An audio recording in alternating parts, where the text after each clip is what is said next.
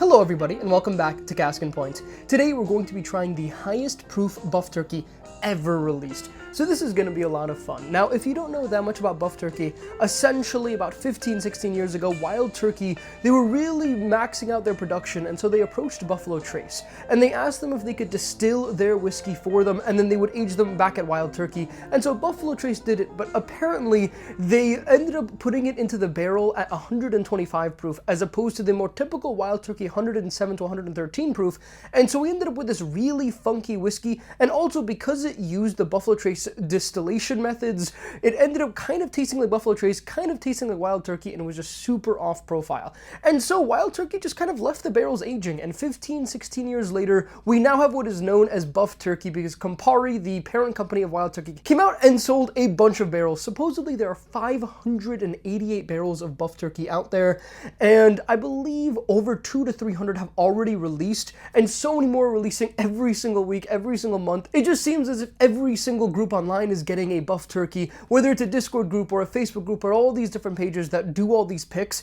Everybody's getting Buff Turkey. It's not really that hard to come by if you know where to look. However, it's a $250 to $350 bottle typically. And while some companies have really consistently made amazing products like River Roots, some others have been a little bit more lackluster and people haven't really been enjoying them that much. So today we're going to be doing a case study on the New Era Whiskey and Spirits. So New Era Whiskey and Spirits, if you are familiar with the channel, you know I'm part of a Discord called the New Era Bourbon Club. And some guys from the New Era Bourbon Club went about 2 to 3 months ago and founded the New Era Whiskey and Spirits, which they call News for short. Now News is really cool. They've released about 15 Buff Turkeys so far. I believe they have a couple more in the works, and right now they're looking to release some really old MGP bourbon and some other fun stuff, and they're going to grow, and we'll see just how well they do as an NDP. But so far, a lot of people have been a fan of their Buff Turkeys, so we're going to do a fun little blind here. And somehow these guys were also able to get their hands on the highest proof Buff Turkey that I've ever seen. It's 145.2 proof with a yield of just 23 bottles. So really short, and I believe most groups just totally avoided this because a 23 bottle yield is a total loss of money. When you are buying barrels as an NDP, you're buying it by the barrel, and so when that barrel goes and produces 120 bottles, you then take those 120 bottles, you sell them per bottle to your customers. That's how you make some money. However, if there are only 40 bottles to sell, and you kind of have to give the exact same price to your customer, well, you're just going to make a third as much money as you would, and so a lot of people avoided this barrel, but these guys said, we're going to take a loss on it, we don't care. They even charged $525 for the bottle and still said that they took quite a bit of a loss on it, but they just needed to have it. And so now we have the 145.2 proof whiskey that they call the Heart. Now I was able to get my hands on a bottle of this due to a good buddy of mine named Mike that ended up winning the lottery. I was not as lucky to win that lottery, but he won one, and he said he didn't want to spend the kind of money on a Buff Turkey at that point, and so he let me buy it off him, and I could not be more grateful because man, am I excited to try this with you guys today. Now, we're going to put it up against 3 other News Buff Turkeys. We have We Lucky Few, which is part of the New Era Bourbon Club. So this is also a short barrel. I believe this is 28 bottles. So again, really short, 133 proof on this one. And then 2 others that weren't nearly as short, the Change of Command, which is also a New Era Bourbon Club pick, and then a Hooch Barrel Club pick that was about 120 proof. And I believe that one is called the Famous First Edition. So some really fun stuff here to try today. And I'll just say right now, the color difference on these glasses is pretty intense, but let's get right into it and just see how good this Buff Turkey is. Wow. Okay. We are in for a treat. Now, again, these are 15-16 year Wild Turkey / Buffalo Trace juice, and so I would expect some pretty good things. That being said, I know a lot of people haven't really been loving Buff Turkey because paying $300 for a random single barrel that might be really good and really to your profile and might not at all be to your profile is very risky. So I know a lot of people have been pretty Buff Turkey averse recently. And we'll see. I don't think Buff Turkey is going to blow over that quickly. I remember back in November, people were really buying every single one up they could, and I just kind of figured there are probably so many of them that we're going to see this for at least the next 6 months. And a bunch of different groups have been dropping them recently as well. You have Old Zachary, you have Dark Arts, you have Buckner's, you have obviously these news guys, you have all these different groups. Apparently Rare Character also got a bunch, and we don't really know where those ended up. People think they're in the Brook Hill 15 years, which is totally possible. I don't know one way or the other, but they do kind of taste a little bit like turkey to me, so maybe they are. But anyways, this is incredibly fruity. I mean, this is just an absolute fruit bomb here on the nose. Really getting a nice, rich cherry off this one and a nice plum. For the Buff Turkeys that I have tried, I have enjoyed the ones that lean a little bit more into the Buffalo Trace portfolio as opposed to the Wild Turkey portfolio. So the really rich red cherry, that's really what I like out of these. And the ones that are a bit funkier, more tobacco, leather forward that I usually associate with the Wild Turkey flavors, I haven't liked those as much, but I know obviously everybody's palate is a little bit different on these. Yeah, I mean, this is super, super rich cherry and plum. There is definitely some spice in here, some oak in here, quite a bit going on. It smells really nice. Let's try it.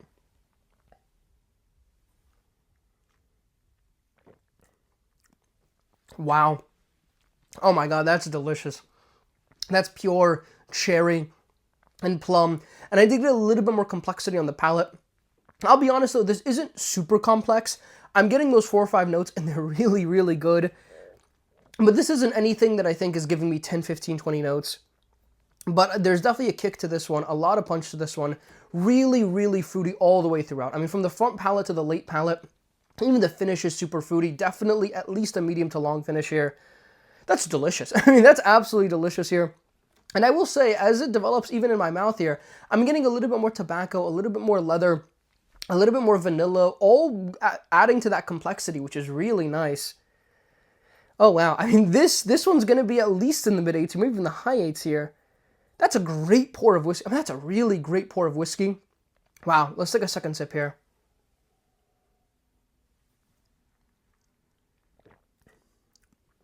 Wow. That's good. That's really good. Wow. Okay. There's proof on that one. I mean, they all have proof to it. I believe 2 of these are in the low 120s, and then we have the 133 and the 145. So quite a range of proofs here. I kind of want to throw together some pretty random things. This is obviously my first news review, and I do hope to work with these guys in the future. I'm good friends with the owners. They're really good guys, and so I'm really excited to see where their NDP goes. But I will say, on that first sip, it's delicious. Now, I have tried a few of their stuff already. I haven't tried these 4, though, other than the Wee Lucky Few. That's the only one that I've tried thus far. And I have been sending out a little too many samples to friends, so I may have to be a little bit more stingy when I'm sampling these out in the future, because I haven't had as much of these as I should. I mean, this is absolutely delicious. But let's move on to glass number 2 and just see how it stacks up. Okay, this one is a little bit more caramel forward, definitely a little bit lighter on the nose. Some nice spice on it. Definitely leaning a little bit more into the Wild Turkey notes as opposed to the Buffalo Trace notes. Definitely just a little bit of ethanol in there. A little bit rough around the edges. Now, throughout this video, I'll probably randomly mention a couple of fun facts about Buff Turkey, since I've been reading up on these and learning about these all for the last few months, and I really have only done one short review on Buff Turkey thus far, although I have probably about 15, 20 Buff Turkey samples, so this isn't going to be our last Buff Turkey flight, I can assure you of that. So one fun fact was that Bruce Russell from Wild Turkey was asked about his opinions on Buff Turkey in an interview, and he said that he wasn't very impressed with them, that he thought that Russell's 15 was clearly a much, much better pour. And I think a lot of people have been comparing Buff Turkeys to Russell's 15, which I think is a pretty fair comparison. Obviously, I mean, we have just the normal Wild Turkey 15-year juice versus these 15-year Wild Turkey / kind of Buffalo Trace products. That being said, considering people are paying some crazy secondaries for these bottles, upwards of $600, $700, $800, I've even seen some go over $1,000, like this heart right here that I think might be even closer to like $1,200 right now if you can even get your hands on one. If this is only as good as Russell's 15, I would be a little bit disappointed. But yeah, that's supposedly one of the big reasons why Campari went and sold them all. They just didn't think they were all that good. But I think naturally, with there being 588 barrels, some of them were going to be honey barrels. And it was all about finding the NDPs that were getting the best barrels and really doing the best and really figuring out what was good whiskey to bring to people. Because I know a lot of people were disappointed with a lot of Buff Turkeys, especially in the beginning. But anyways, let's take a sip here.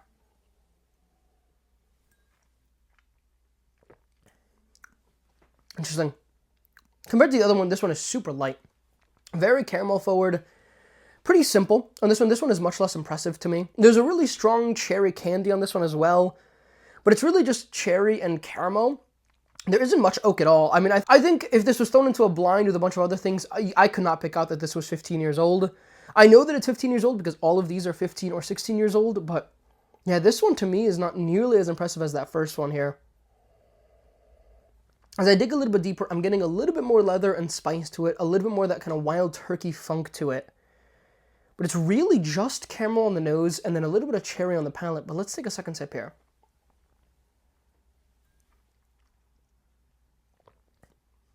Interesting. Okay, that was a lot better. I think that one, there's definitely a rich cherry note throughout the pour. I think the finish on this one is much closer to medium length. You are going to get a little bit of oak that just stays with you for a while. And actually, now that I say this medium length, I am also getting that cherry and a little bit of that plum really lasting a while. So actually, maybe this is medium to long length. It's very punchy in the forefront, and then it really dies off in flavor. But actually, the flavor is still in my mouth, still enjoying it right now. So actually, you know, my opinion has changed quite a bit on this one. I think that second sip was much more impressive than that first. Wow. Okay, this is good as well. Not nearly as good as the first one, I don't think, but this one is definitely still holding its own.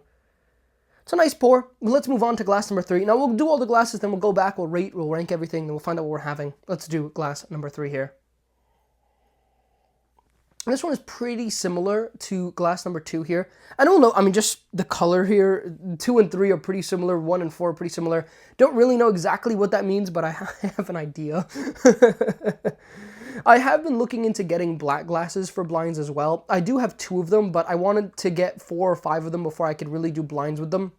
So we'll see. I never want color to really affect my blinds, and so, yeah, we'll look into it soon in the future. But again, I don't know which 2 these are. I don't know which 2 these are. I also could be wrong here. I just have my suspicions based off the color what they could be, but that really only narrows it down to 1 of 2, which isn't that much information when it's 1 of 4 anyways. But anyways, I mean, this one, very similar to glass number 2 here. A little bit more spice on it, a little bit more oak on it, which is nice. I think the first one, at least on the nose, was a lot more simple. This one to me has similar flavors. There's even a little bit of citrus that's opening up to it. It's interesting. Let's try it. Ooh. Okay, it's good. It's good. I think it's similar to glass number 2. I think it would be a little bit difficult if you were doing a pure blind and you had had both before to really tell the difference. They're really similar. I think there's citrus on them, there's oak on them, a little bit of that wild turkey funk on them, definitely some pepper on them. Not as much cherry, though, on that third one. I think there was definitely more cherry on the palate on the second one, which I did like more. Overall, it's good. But these are the kinds of pours that I think, if I paid $300 for, I wouldn't be mad at. I think it would be fine. But I think if other bottles, like possibly the first one is $300, I mean, I'd feel scammed if I got 2 and 3. I mean, 1 is just so clearly better than 2 and 3 here. And so I think that was a lot of the dispute as well with BuffTurkey, where there were some honey barrels that were really, really good. And then people bought a lot of barrels, just whatever they can find. And then they just didn't turn out nearly as good as they were hoping based off of the really good barrels. But I don't know. I mean, I don't know. This is pure speculation. We don't really know that much about Wild Turkey and Buffalo Trace and the inner workings of them, and especially their inner workings in 2008 and 2009 when these were distilled. But I do know that this third glass is pretty good. Let's take a second sip.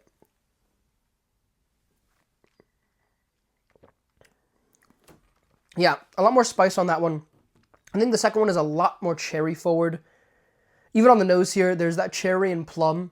The first one was a pure cherry and plum bomb, which I really enjoyed. But those next 2, not nearly as enjoyable. I do think I like 2 more than 3, but we'll see. We're going to come back to it. But let's go on to glass number 4. Oh, interesting here. This one is very spicy. This one is a lot more Wild Turkey funk on this. There's a lot of oak on this one.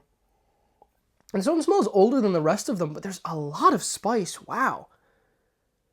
There's a ton of nutmeg on this. I mean, just so much nutmeg on this. A little bit of cinnamon on this. Some herbs and some cloves as well. Yeah, that one is weird. Let's take a sip.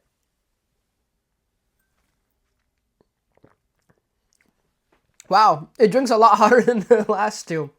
And it's definitely a lot better on the palate. A good amount of cherry on that one that I really enjoy. But still quite a bit of spice on that as well.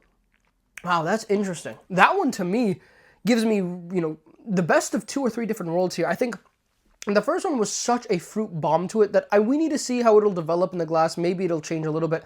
We had a lot of cherry and caramel on the second one, a lot of caramel and spice on the third one. This one is actually a lot of cherry and also a lot of spice, which is really nice. The nose is kind of herbal. It's pretty reminiscent of like a willet purple top, that kind of like lavender funk to it.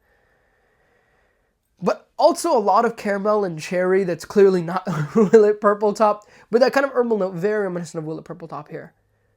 I mean, it's a good pour. Very good pour. Let's take a second sip.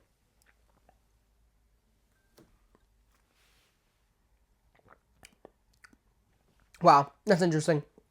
On that second sip, I definitely got a lot more pepper and spice. These really stereotypical baking spices. Really good, but definitely different than the others. Definitely more Wild Turkey portfolio on this one, where we had a little bit of cherry really coming throughout, but beyond that cherry, it's just pure Wild Turkey. And I don't mind that. I like Wild Turkey. I like Buffalo Trace. I like Buffalo Trace a little bit more, at least right now, but we'll see how things change over time. I like that a lot, but let's go through everything again. Let's give some ratings. Let's give some rankings. So I am going to begin here with glass number 2, and then we'll do glass 3, and then we'll go back to 1 and 4. I think we'll give them a second here. I think those two are my favorite, but we'll see. Let's see how glass number 2 stacks up. Okay, definitely the cherry candy on this one. Now, the kinds of buff turkeys that people have found uninteresting are those that are really oaky without that much else going on, or they're just pure cherry candy and really also not much else going on. One of the ways which buff turkey really lacks is the fact that they're all single barrels. You don't have the art of blending where, you know, when you make a product like George T. Stagg or Russell's 15, you're blending all these different barrels with all these different portfolios to create an end product that really has an element of everything that everybody enjoys. Whereas I think with these buff turkeys, since you have single barrel products, you're just naturally gonna have some that are oakier, some that are fruitier, some that are more caramel, some that are more spice, and if you end up buying a bottle that you really couldn't tell what it was before you had it, and then it ends up being one of those profiles that you just don't really enjoy, well, now you're kind of stuck with paying $300 for a bottle that you just don't love, and I think that's really caused a lot of issues with buff turkey. But again, this is all pretty good juice to me. Let's take this sip.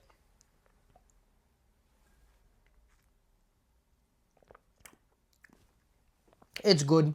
It's good. Kind of run-of-the-mill. Nothing particularly impressive, but it's really good. It's an 8.2. I don't think I would pay $300 for that bottle. Especially towards the late palate, I get a lot of citrus that I don't love. It's good. It's really good. I think it's as good as a good Stagg Jr. batch to me. But a good pick definitely, I think, would pretty easily beat this. This really isn't drinking too hot as well. It's good. It's good. It's an honest pour. I don't think $300 is egregious for this bottle at all, but I think it would taste a lot better in the $175, $200 range. It's not bad. It's good. Let's go on to glass number 3. Interesting. This one has opened up a little bit more.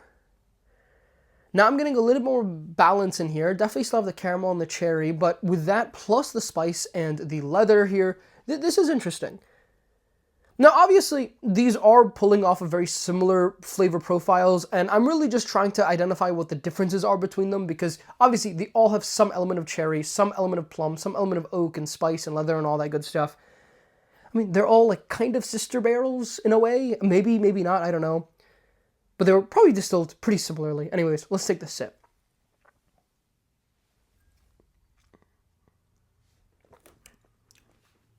Interesting. That one's a bit oakier for me, which I don't mind, but I like the profile on glass number 2 more. That's going to be an 8.1.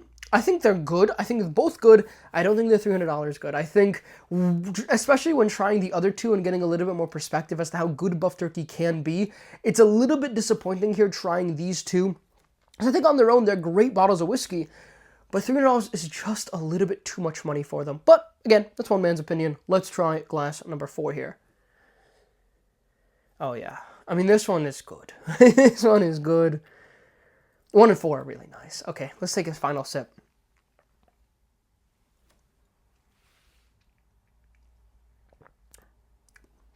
A lot of oak on that one. And a lot of spice on that one. But also a lot of cherry. I really like it. But it's getting more and more herbal. I think on the nose, it was very herbal. In the beginning, on the nose, it was pretty herbal. I think on the palate, it didn't get as herbal, but I think as I've been sipping it more and more, it's getting more and more herbal on the palate. That's kind of funky. I think if you're not a fan of like Willet Purple Top herbal funk, you're really not going to like this that much. I think this one is a little bit more polarizing than the others. I think the others are more innocent. I think they're more easy sippers. They're the bottles that you're really going to go to and really just sit down and enjoy. I think this one, you have to enjoy a certain kind of flavor profile to really like it. But I do really like it. I'm going to rate this an 8.4. I think it's a solid pour of whiskey. I really like the complexity on it. I really like that there is still that cherry and that plum and that oak in it. So I still think there's a lot to enjoy that's more stereotypical. And I don't mind the herbal funk to it. I think the herbal funk is a bit more welcome. I think it's definitely adding to the complexity. That being said, I think if this grows and gets more and more herbal, I might be turned off a little bit more from it. But let's go on to glass number 1. And this is pure caramel and cherry. I mean, this is so good. I mean, this is just so nice here. But it is lacking complexity. I think we got some complexity, especially on that last one. Whereas this first one here, at least on the nose, I'm just not getting as much. But let's take this final sip.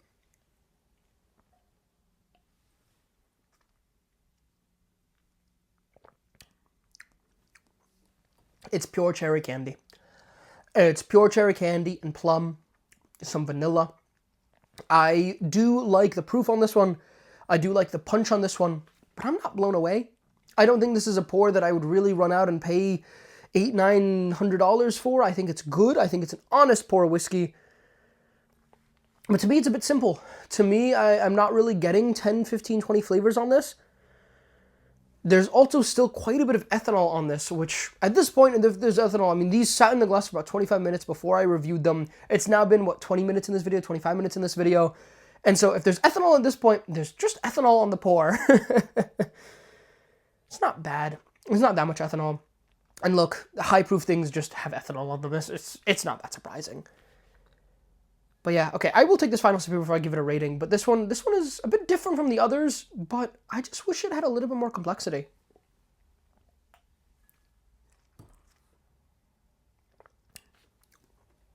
Oh, but it's so good. Oh, but what it does well. Oh, the plum candy, the cherry on that one. As I'm sipping it more, it does have a lot more rich oak to it, which is interesting. That's actually really interesting here. Actually, on that sip, I got a lot more rich oak than I had been getting before. And there's definitely some spice on that, some caramel on that.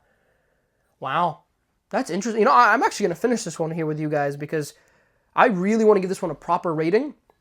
And that last sip was a bit different from before.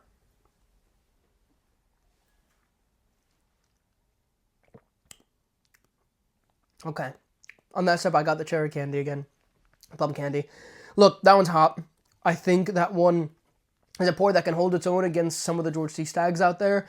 But not that many of them. I think it's lacking on the complexity, but I think that's the kind of pour that $300, great pour of whiskey. Great pour of whiskey.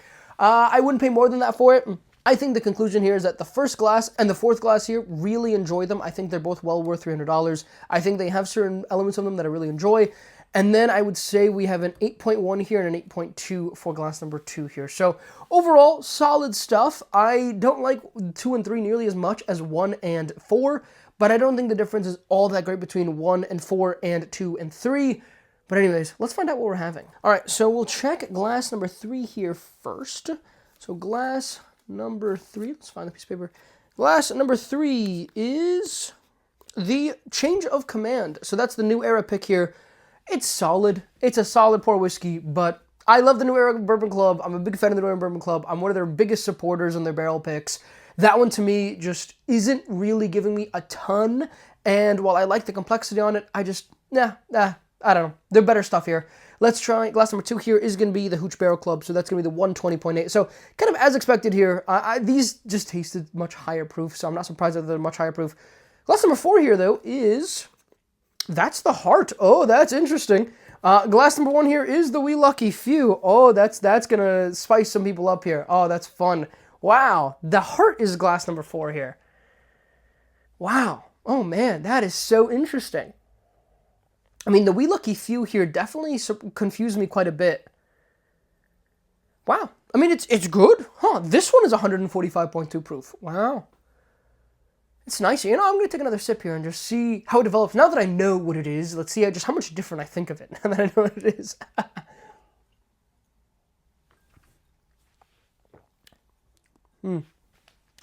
Yeah, I don't know. It has a little bit of herbal funk to it. I think it's a really strong plum candy as well. I think there's definitely some oak on that one. It's a good pour.